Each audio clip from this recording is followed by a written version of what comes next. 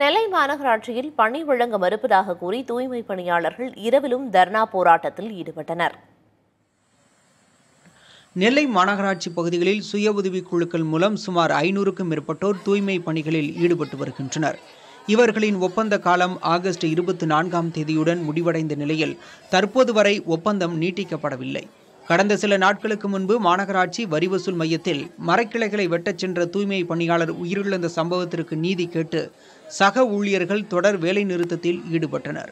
அதை காரணம் காட்டி தங்களது ஒப்பந்தத்தை நீட்டிப்பு செய்யாமல் மாநகராட்சி நிர்வாகம் இழுத்தடிப்பதாக தூய்மை பணியாளர்கள் குற்றம் சாட்டியுள்ளனர். பேச்சுவார்த்தைக்கு சென்றாலும் முறையான பதில் இல்லை என்று வேதனை தெரிவிக்கின்றனர்.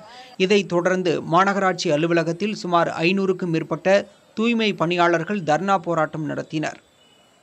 இரவிலும் கஞ்சி காய்ச்சி குடித்து போராட்டத்தை தொடர்ந்தனர்.